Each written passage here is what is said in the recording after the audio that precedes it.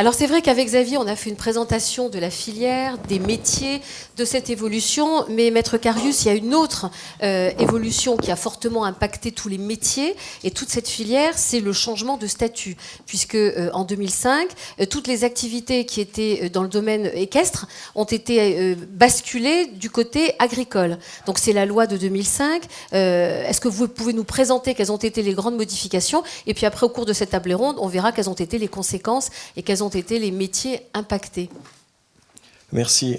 Donc effectivement, si vous le voulez bien, il semble important de revenir sur ce qui a déjà été évoqué ce matin et qui constitue sans doute le cœur de la problématique d'aujourd'hui, c'est-à-dire la place dans le monde agricole de tous les acteurs autour du cheval.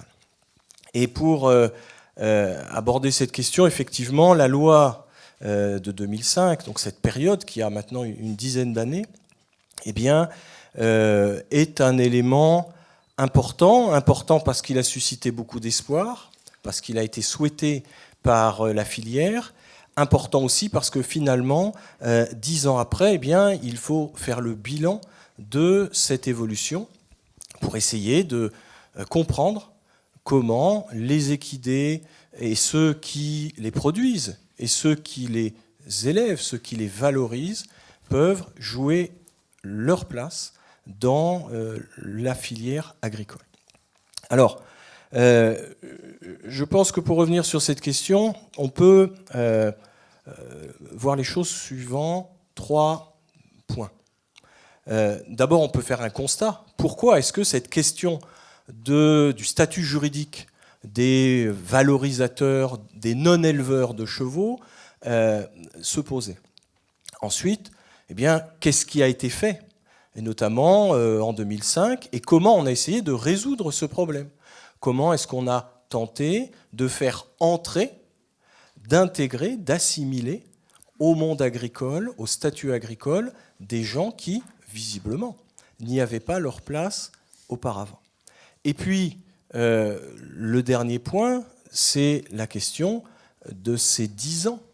10 ans ont passé, et pendant ces 10 ans, eh bien, le sourire qui était sur les visages, eh bien, parfois s'est transformé en grimace, parce que malheureusement, eh bien, la stabilité, ce qu'on appelle la sécurité juridique, n'était pas au rendez-vous, puisqu'il y a un certain nombre d'évolutions qui avaient été acquises en 2005, qui finalement, eh bien, ne sont plus aujourd'hui applicables. Il y a eu, et c'est le propre du droit, il y a eu des questions d'interprétation du droit, et finalement, quand on dit quelque chose dans la loi, on s'aperçoit quelques années après, eh bien, qu'il fallait le comprendre d'une certaine manière. Donc, j'ai pris quelques notes. Ne croyez pas que je connais tout ça par cœur.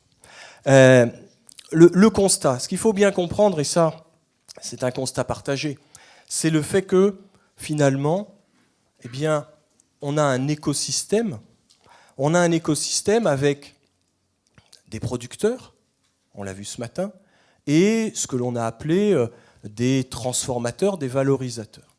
Donc finalement, et ça on le comprend très bien, avec le cheval au milieu, le cheval en cœur de cible, le producteur et le valorisateur se situent dans une même dimension. On produit, on valorise pour avoir un usage. Et ces usages, comme M. Vanier nous l'a très bien expliqué, ces usages, eh bien, ils sont aujourd'hui polyvalents. Ils sont polyvalents et cette polyvalence, elle a une cohérence économique parce qu'évidemment, on le voit, on ne mange plus beaucoup de cheval. On n'utilise plus beaucoup de cheval pour le travail au sens classique, c'est-à-dire pour le labour, pour le débardage. On va utiliser les chevaux pour des activités qui sont des activités qui relèvent de ce qu'on appelle la civilisation des loisirs, qui nous vient de nos amis britanniques notamment. Et les courses sont vraiment l'exemple de cette civilisation des loisirs. Eh bien, les chevaux sont utilisés pour un loisir, mais ça s'inscrit dans une filière professionnelle. C'est un métier de valoriser, et cela génère de l'économie. Eh bien, cette cohérence économique et professionnelle, elle se heurtait, jusqu'au début des années 2000, elle se heurtait à une difficulté juridique. Parce qu'il y a un article dans le Code rural qui nous dit ce qu'est une activité agricole. Or, en France, et ça c'est très logique, sont agriculteurs ceux qui exercent une activité agricole. Donc, quand on regardait l'article du Code rural, peu importe le nom, le numéro de l'article, eh bien, on s'apercevait tout de suite qu'il y avait une rupture entre ce que le Code rural appelle un agriculteur, ou en tout cas ce que le Code rural qualifie d'activité agricole, et la filière telle qu'elle était construite dans les faits. Parce que le Code rural se basait sur la notion de cycle biologique.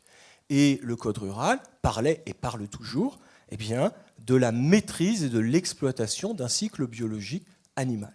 Donc il faut être au cœur ou en relation avec cette maîtrise et cette exploitation du cycle biologique pour être agriculteur. Et si cela ne posait aucun problème pour les éleveurs, le cheval est une production agricole. Celui qui produit un cheval est un agriculteur. Mais on avait une difficulté avec l'autre bout de la chaîne, si vous voulez. L'autre bout de la chaîne, c'est-à-dire le professionnel qui n'est pas producteur ou qui n'est pas exploitant agricole, qui par exemple ne va pas avoir une exploitation polyculture élevage avec un aspect valorisation de la cavalerie qu'il fait naître. On avait une vraie difficulté parce que tout simplement, eh bien, ces gens-là, ces professionnels-là, qui ont une activité de prestation de services, qui ont une activité tertiaire, ces gens-là, transformateurs, la jurisprudence, donc les décisions de justice qui appliquaient le Code rural, les excluaient de l'activité agricole. Donc, sans entrer dans les détails, mais on a des arrêts de la Cour de cassation qui sont très intéressants, un de 1995 qui s'intéresse à un entraîneur de chevaux de course et qui dit bien, vous ne maîtrisez pas le cycle biologique de l'animal. On a un arrêt plus récent de 2007 d'une EARL qui voulait bénéficier d'un bail rural, mais pour avoir un bail rural, pour avoir ce qu'on appelle le statut du fermage, il faut être agriculteur, il faut développer une activité agricole. Et cette EARL, eh bien, n'avait pas d'activité agricole principale. Elle avait une activité commerciale, elle avait une activité de spectacle, elle avait une activité de pension qui était son activité principale. Elle avait cherché, j'imagine, à se donner la parure d'un agriculteur en ayant une petite activité d'élevage. Mais la justice n'a pas été dupe.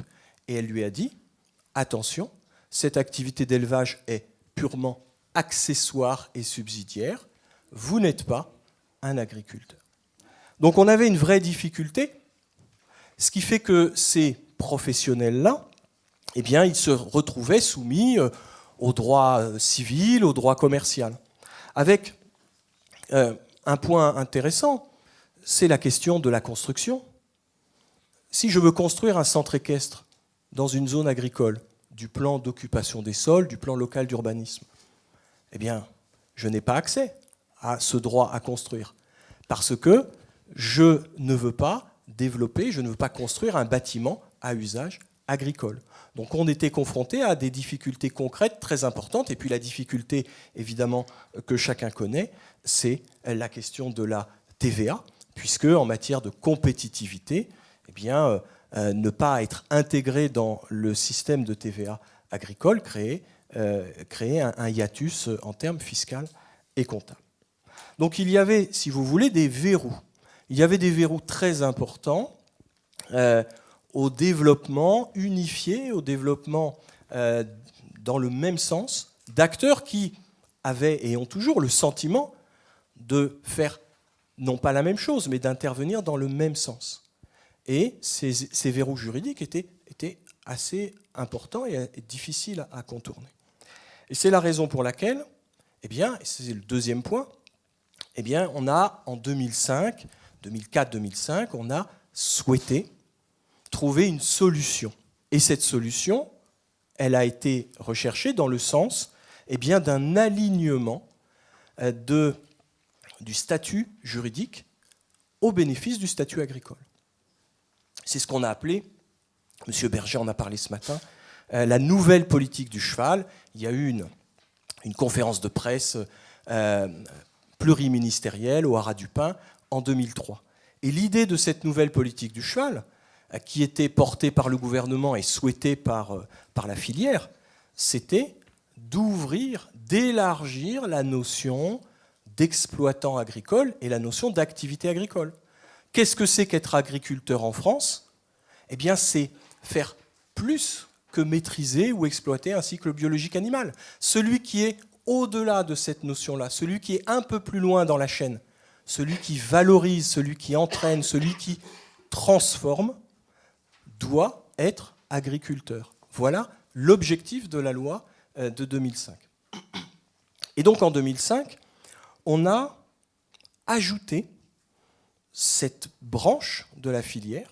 On a ajouté cette branche de la filière à la branche classique, c'est-à-dire qu'on a ajouté un métier qui relève du secteur tertiaire, le métier de transformateur, dresseur, centre équestre, débourreur, entraîneur.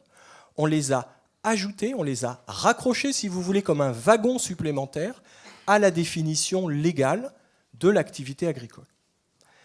Et c'est important parce que finalement, juridiquement, ce ne sont pas des activités agricoles comme les autres. C'est une nouvelle catégorie d'activité agricole, ce qu'on appelle techniquement, mais peu importe, une activité agricole par détermination de la loi. C'est-à-dire que le législateur a dit, il y a une définition naturelle de l'activité agricole, c'est celui qui influe sur le cycle biologique, et il y a une définition qui serait, non pas virtuelle, mais qui n'est pas une définition purement naturelle, qui vient s'ajouter.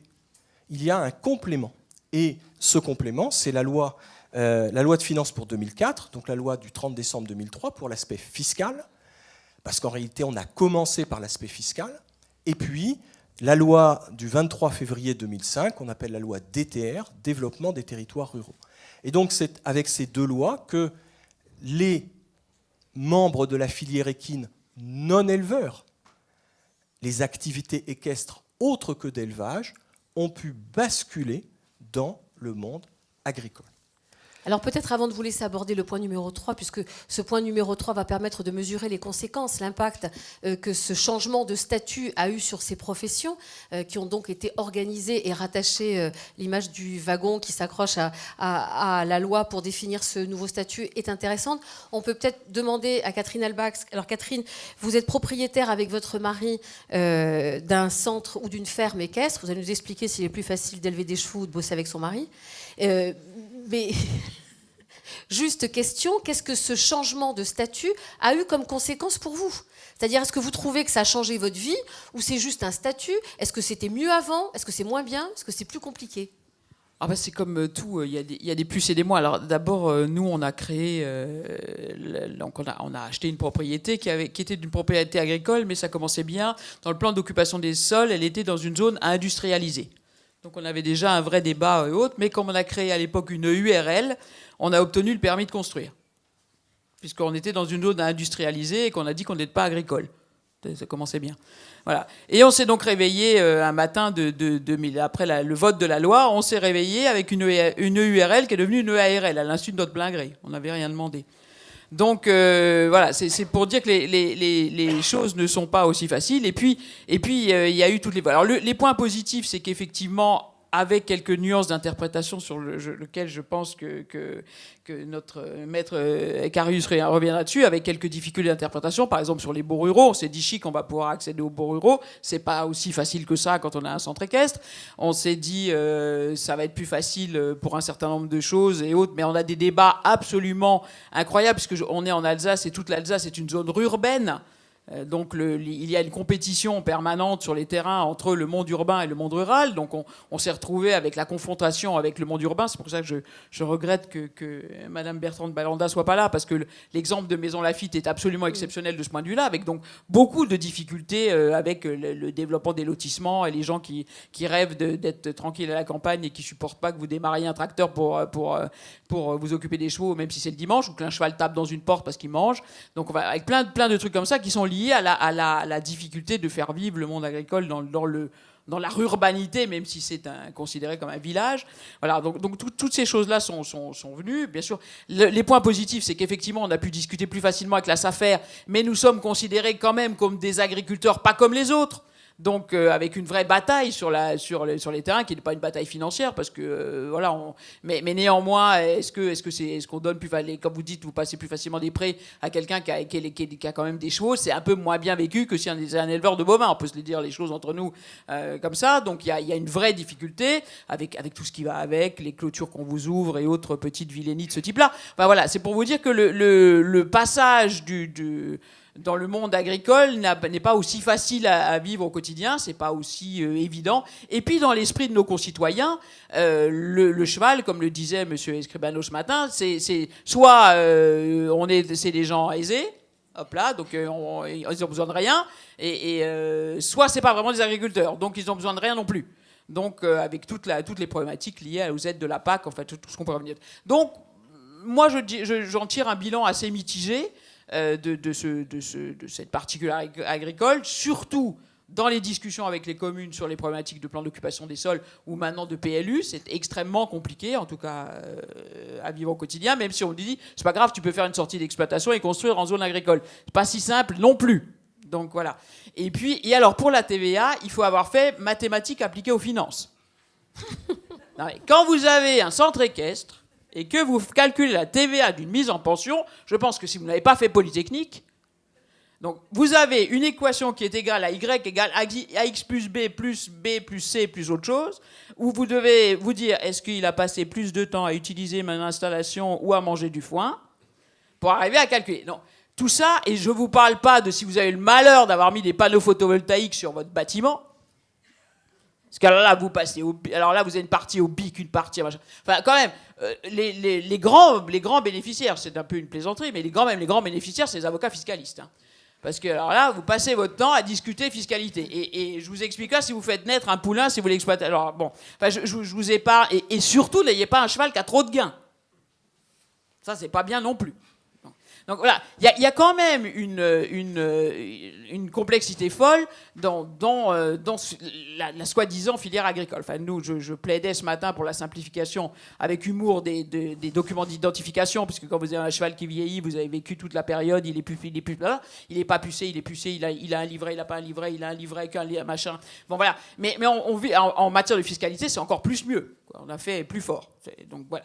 Donc le gars qui a un hangar avec des panneaux photovoltaïques, qui élève un poulain, qui gagne trop d'argent parce que c'est un excellent cheval de concours hippique et qui en plus de ça a une pension et ou par malheur encore des chevaux à la retraite qui ne sont pas considérés comme une activité agricole.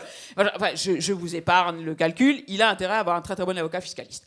Voilà, donc c'est pour vous dire que un peu de pragmatisme, ça serait bien. Alors, comme on a la chance d'avoir deux juristes sur scène, est-ce que le portrait, bon, drôle, mais à peine forcé, de la complexité, justement, que ce nouveau statut a créé chez tous les propriétaires de centres équestres, tous ceux qui n'étaient pas agriculteurs par essence, mais qui le sont devenus par accordement de la loi, est-ce que ce sont des cas... Constance et vous, Maître Carius, Constance Popinot, vous êtes également juriste. Est-ce que ce sont les cas est-ce qu'on vient vous voir pour ça? Pour les histoires de baux, de calcul, de tout? Est-ce que ce statut a quand même, entre guillemets, empoisonné la vie de ceux qui étaient censés être protégés? Alors, moi, je ne dirais pas que ce statut a empoisonné les dirigeants de centres équestres. En revanche, il a eu le mérite ou pas de poser beaucoup de questions. Par exemple, sur l'installation des établissements équestres, on a beaucoup de concurrence et on nous a souvent dit il y a un centre équestre qui s'est installé à 500 mètres de chez moi, etc., qui fait beaucoup de concurrence.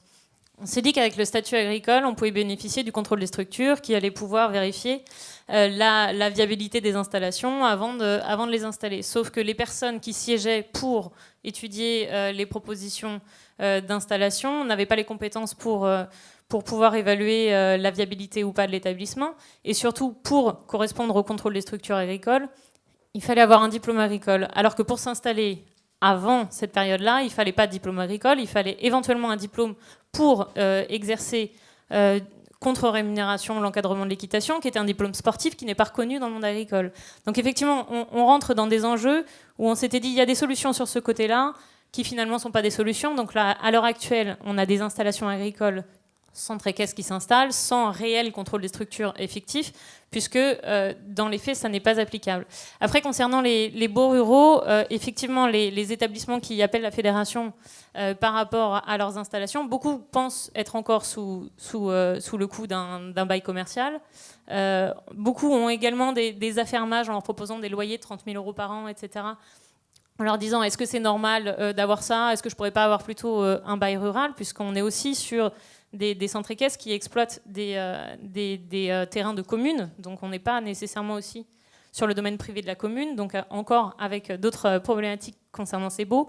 Et ensuite, on s'est rendu compte que les propriétaires ne souhaitaient pas signer un bail rural. Clairement, on avait des propriétaires fonciers qui étaient installés dans des baux commerciaux qui leur convenaient, avec un loyer qui n'était pas encadré avec des fourchettes telles que peuvent l'être les installations classiques, je dirais, au niveau agricole. Donc, ce qui fait qu'on avait éventuellement la solution du bail rural cessible. On s'était dit que c'était tout à fait adapté à l'activité agricole avec la création du fonds agricole, qui est la possibilité d'avoir un petit peu l'équivalent d'un fonds de commerce.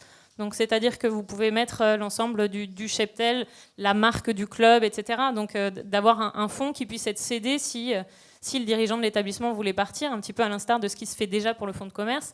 Et ça n'a pas pris, puisque ce sont des baux qui sont de très longue durée. On arrive toujours avec la problématique des propriétaires qui ne souhaitaient pas s'installer dans la durée. Alors, vous êtes juriste, je le rappelle, à la Fédération française d'équitation. On vient vous voir pourquoi, en fait? C'est-à-dire que c'est... Quand on a des problèmes, généralement, les dossiers que vous traitez concernent quoi, plus spécifiquement? Est-ce qu'on est dans ces problèmes-là? 90% des dossiers concernaient la TVA depuis 2 ans, effectivement, avec ce marathon pour savoir comment afficher les tarifs, comment les déterminer. Et la règle qu'on expliquait souvent, c'était dire, si vous voulez une règle simple, vous mettez tout à 20%. Si vous voulez pouvoir bénéficier d'un taux réduit, il faut effectivement surfer un petit peu sur ce qui existe pour pouvoir mettre du droit d'utilisation des installations sportives à 5,5. Mais là, on nous répétait, mais je croyais qu'on était agricole, pourquoi est-ce qu'on parle d'installations sportives? C'est aussi ce qui nous sort des aides PAC. Donc on est sur des difficultés comme ça. Et après, sur des questions, une question qu'on a eue hier au sein de mon service juridique, c'était de savoir si quelqu'un qui reprenait un établissement sur lequel il y avait des buts qui étaient utilisés pour faire du motocross, lui, il souhaitait le reprendre pour pouvoir faire du cross, qui est une activité équestre, qui est une partie du concours complet. Et il disait, moi, la mairie refuse, puisqu'elle considère que ça n'est pas une activité agricole, puisque avant c'était du motocross. Même si j'utilise ces buts pour le cross, ça ne fonctionne pas, donc on peut pas rester sur le même type d'activité. Donc voilà le genre de questions qu'on reçoit. Visiblement, vous fonctionnez tous les deux au cas par cas. La question que je me pose, c'est 10 ans, enfin 2005-2016, 11 ans après cette loi, est-ce que votre regard d'avocat dit que c'est une bonne chose ou que quelque part on s'est précipité et que c'est une loi qui ne correspond pas totalement à la réalité au quotidien de ceux qui vivent ce que vit Madame Albax? J'ai l'impression que c'est un peu... Je crois que ce qui a été décrit et ce qui est vrai, ça existe, ces difficultés existent, mais je crois que elles sont la conséquence justement de ces 10 années. C'est-à-dire que finalement, jusqu'en 2007-2008, tout allait bien. Et on ne voyait pas véritablement les difficultés. Et puis, au fur et à mesure, on s'est aperçu en droit interne, en France, que finalement, l'objectif de la loi, c'était de dire tous ceux qui préparent et entraînent des équidés en vue de leur exploitation exercent une activité agricole. On avait fixé un critère qui était large.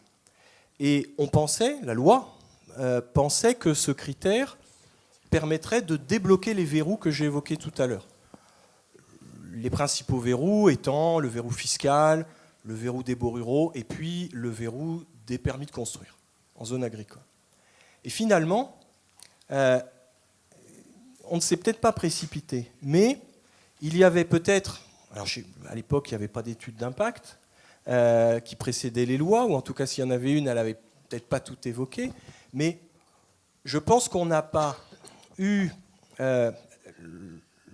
la précision de chercher à instiller cet aspect agricole, ce passage dans le secteur agricole, dans tous les tiroirs que cela impliquait.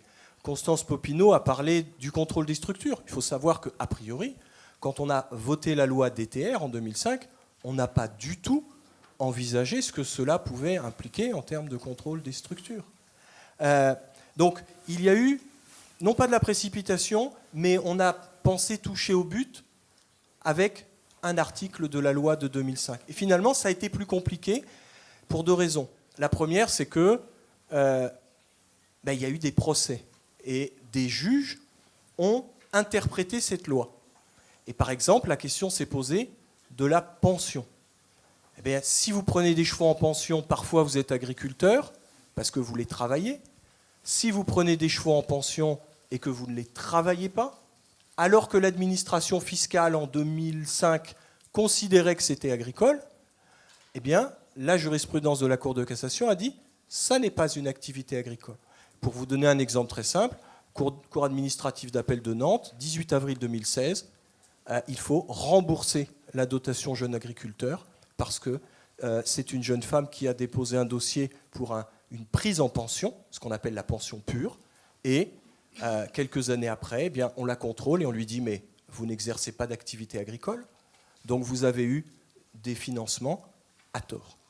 Donc ça c'est la première difficulté, c'est que voilà, une loi c'est comme un cheval, hein. Ça vit, ça grandit. Alors Pascal Cadiou parlait du poids. Si à 18 mois votre loi elle a pris trop de poids, ben, c'est peut-être pas très bon non plus. Est-ce qu'on va cocher la case? Ah voilà, est-ce qu'on va la mettre, est-ce qu'on peut la battre? Il y a une question. Juste oui, je vous en prie. Un point aussi qui n'a pas été évoqué mais qui est important parce que Madame Alboix a parlé de la fiscalité. Pourquoi est-ce que la fiscalité est si casse-tête aujourd'hui?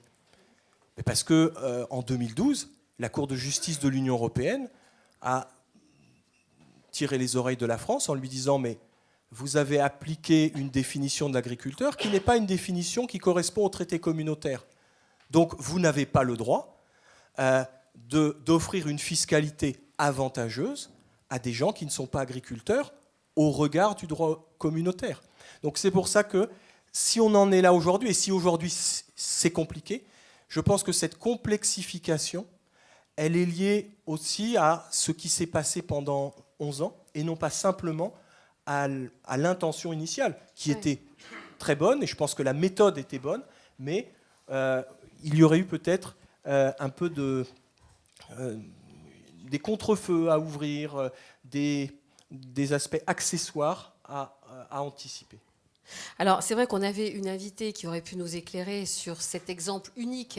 Catherine disait tout à l'heure qu'en Alsace, on est dans un milieu urbain. Donc, c'est vrai que l'urbain et le rural qui cohabitent, c'est pas toujours évident. En l'occurrence, on a une ville en France où la cohabitation se fait on ne peut mieux, qui est Maisons-Laffitte. Parce que je crois, alors je sais plus le ratio nombre de chevaux par rapport au nombre d'habitants. Enfin, c'est quand même assez extraordinaire. Dans le même temps, nous, on vit à Paris où il y a quasiment pas de chevaux. C'est vraiment une ville où il y a 0 chevaux ou presque, sauf les petits poneys qu'on voit au jardin d'acclimatation et les chevaux de la garde républicaine, mais ça ne va pas aller chercher très loin. Quelles sont, selon vous, d'un point de vue juridique, d'encadrement de statut, les clés pour que la cohabitation puisse bien se faire quand on décide, par exemple, d'avoir une activité donc agricole, un centre équestre, dans un milieu quasi urbain? Parce que les enfants, le mercredi et le samedi, ils vont monter près de la maison quand même. Constance. Moi, justement, je vais compléter ça. On avait fait une étude TNS-Sofres en 2007 qui disait qu'en moyenne, un cavalier faisait 13 km pour aller monter à cheval, pas plus. Donc effectivement, on a eu un développement énorme du nombre de centres équestres et surtout de poney club en zone urbaine, voire périurbaine. avec un développement qui s'est fait de plus en plus, et notamment avec une mutualisation des équidés, c'est-à-dire qu'auparavant, il fallait être propriétaire d'un cheval pour pouvoir monter à cheval. Avec le développement des poney clubs, on a pu avoir, avec un seul poney, avoir 20 clients pour un seul poney. Donc l'intérêt, c'était vraiment de pouvoir mutualiser l'équitation, de ne pas avoir l'obligation d'être propriétaire des chevaux et donc de pouvoir accéder à ça. Concernant les règles de voisinage, le fait de bénéficier du statut agricole, ça a quand même été une avancée, puisqu'il y a une règle dans le cadre des constructions agricoles qui est définie par le règlement sanitaire départemental, qui est une distance des installations, des bâtiments qui sont nécessaires à l'exploitation agricole par rapport aux habitations. Et c'est vrai que, comme vous le disiez, on a vu des centres équestres qui avaient des parcelles en face, avec des gens qui ont construit des maisons, donc qui savaient très bien qu'il y avait un centre équestre en face, qui étaient très contents de voir des poneys et des chevaux en face de leurs fenêtres, et qui, le jour du curage des box, le jour des concours, parce qu'on entendait les haut-parleurs, etc., qui, tout d'un coup, se disaient, mais finalement, c'est une nuisance sonore, c'est aussi une nuisance olfactive, puisque on peut avoir des mauvaises odeurs, on peut avoir des mouches, etc. Et c'est là où on s'est rendu compte qu'on avait une vraie problématique d'imprégnation de l'animal. On a de plus en plus d'urbains qui n'ont aucun lien avec les animaux, si ce n'est par le biais des eaux. Et les centres équestres ont eu le mérite aussi de ramener ces animaux-là. Après, pour compléter ce que disait Emmanuel Carius, moi je pense que le régime agricole pour les établissements équestres est quand même une bonne chose. 10-11 ans, c'est encore très jeune.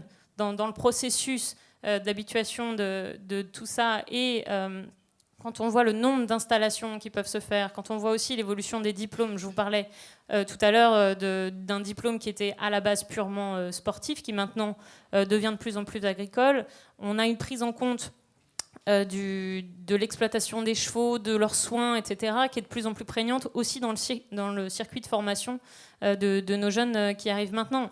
Je pense qu'il faut aussi trouver ces marques, puisque auparavant, on avait quand même des établissements équestres qui n'étaient pas tout à fait agricoles, voire pas du tout au vu de leur statut, mais pas tout à fait sportifs non plus, puisqu'on est un des rares sports en France qui n'est pas sous forme associative et qui n'est pas sur un équipement sportif qui appartient à une mairie. Donc c'était aussi ça, un des enjeux, de dire qu'il est difficile pour un établissement ou une mairie d'être propriétaire d'un centre équestre, beaucoup plus difficile que d'une piscine ou d'un tennis. Donc on avait vraiment besoin aussi de cet accès au foncier. Ma dernière question, Catherine, c'est, bon, on a entendu ce matin, vous avez un cheval qui a plus de 30 ans, qui vieillit tranquillement, qui finit ses jours chez vous. On a bien compris que faire sa déclaration par rapport aux impôts, c'était Bac+15. Pour autant, est-ce qu'il y a toujours en vous la passion de continuer à faire ce métier ? Ou tout à coup, vous vous dites, pour tous les métiers que ce soit, parce qu'on a vu qu'il y avait beaucoup de métiers dans cette filière, est-ce qu'à un moment donné, toutes ces tracasseries administratives, tout ce qui est fait, défait, refait, c'est pas dissuasif ? Est-ce que vous avez l'impression que gérer un centre équestre, c'était un métier d'avenir, mais que ça l'est plus ? Ou moins ? Alors j'ai un âge qui me permet de dire que c'est pas obligatoirement mon avenir, mais ça c'est plutôt voilà. Alors si je me réfère à ce que j'ai dit à mes enfants, j'ai dit tu es passionné de cheval, surtout n'en dépend pas pour vivre. Fais-toi plaisir et tes chevaux pour faire plaisir. Pourquoi ? Parce que je pense qu'aujourd'hui, pour un tas de raisons, alors on a beaucoup dit sur la TVA, ok. Alors moi j'ai un avis très clair, je vais vous le dire sur la TVA. La TVA en zone urbaine, ça n'a strictement rien changé.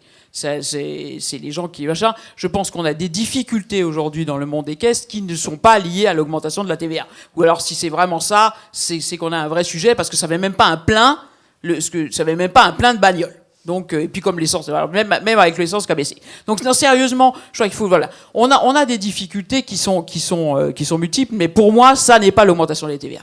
On a une vraie difficulté par contre qui est liée au rythme scolaire. C'est-à-dire quand vous avez un poney club et que vous perdez le mardi soir et le mercredi parce que les gamins en classe et que l'après-midi ils ont plus le temps de venir en club, ça c'est une vraie difficulté parce que tout le monde se répercute sur le samedi.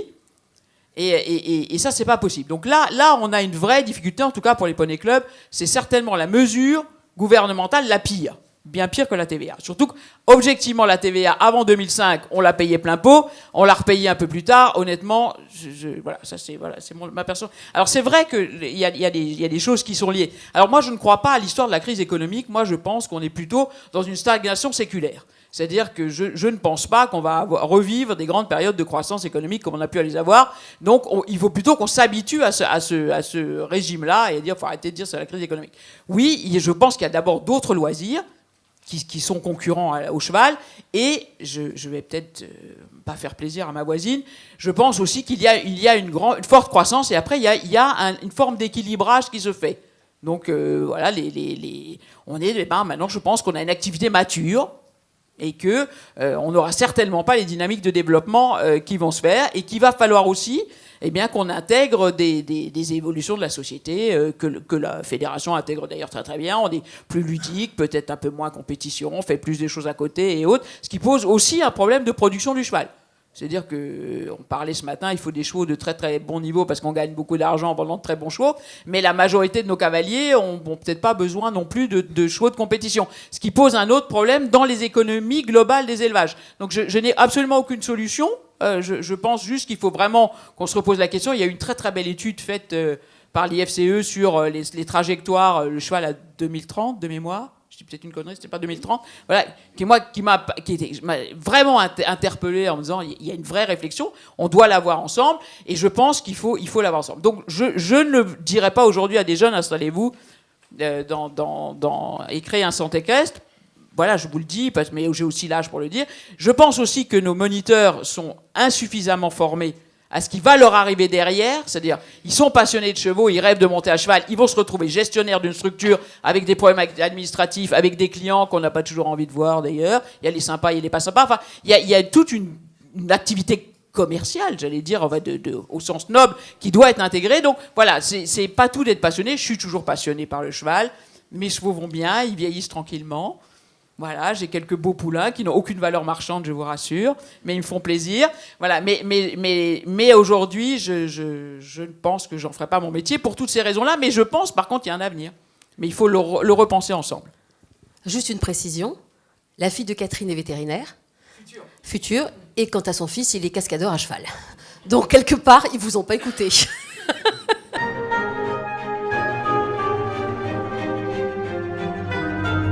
Sur les PLU, c'est plutôt une bonne chose pour les communes qui en sont dotées. Après, nous, au vu des échanges qu'on a régulièrement avec les dirigeants de centres équestres, ils arrivent régulièrement trop tard. C'est-à-dire que les PLU sont déjà votés. Ils se retrouvent dans des zones naturelles, dans des zones de loisirs et pas nécessairement dans des zones agricoles. Et après, quand ils ont alors, la chance ou pas d'être dans une zone agricole, dès qu'ils souhaitent faire la moindre construction, on leur répond de prime abord, vous n'exercez pas une activité agricole. Donc là, on est obligé de se battre pour dire si c'est une activité agricole. Mais ce qui fait qu'on a quand même toujours un combat à mener pour revendiquer cette activité agricole. Est-ce que vous gagnez tout le temps, souvent ? Pas tout le temps, mais on essaie d'accompagner les gens pour obtenir gain de cause. Oui. Mais pas tout le temps, effectivement. C'est toute la problématique.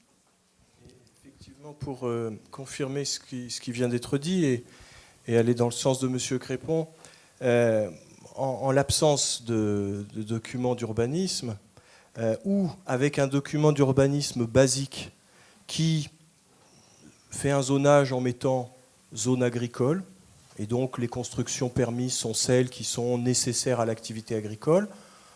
On voit encore, je pense à un arrêt de la Cour de Marseille du mois d'avril, qui dit pour un centre équestre, cette activité n'est pas agricole. Alors que c'est un permis qui a été déposé, on est en 2016, donc c'est un permis qui doit être de 2009 ou 2010. Enfin bon. Donc on est sous l'empire de la loi de 2005, on a un transformateur qui est un exploitant agricole, mais c'est ce qu'on appelle l'indépendance des législations. Je pense que la Cour de Marseille est peut-être un peu en résistance, donc c'est peut-être pas le cas partout en France, mais voilà, celui qui est dans le ressort de ces juridictions-là va être obligé donc d'aller au Conseil d'État et de savoir si un centre équestre peut construire en zone agricole. Donc alors à Chantilly, les circonstances sont peut-être un petit peu particulières. Il y a la possibilité de faire avancer cette idée, mais de pouvoir mettre dans un zonage de PLU que les activités sportives ou hippiques sont accessibles à cette zone-là, éviterait les difficultés qu'on trouve sur la jurisprudence administrative en matière de permis de construire.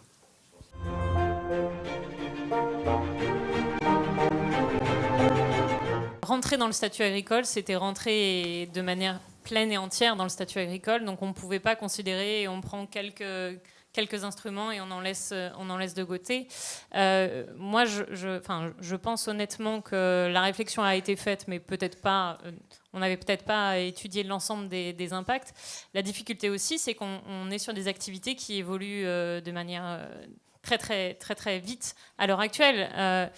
À l'époque, par exemple, à l'époque, on avait 12 disciplines équestres. Maintenant, on a 33 disciplines qui sont reconnues par la Fédération française d'équitation.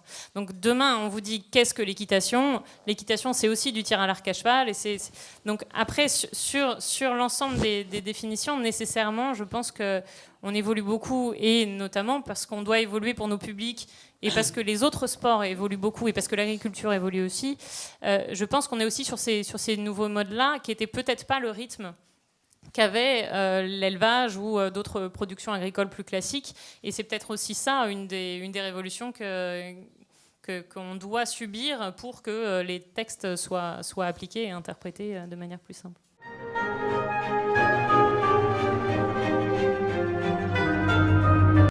Alors, exercice compliqué, en une phrase.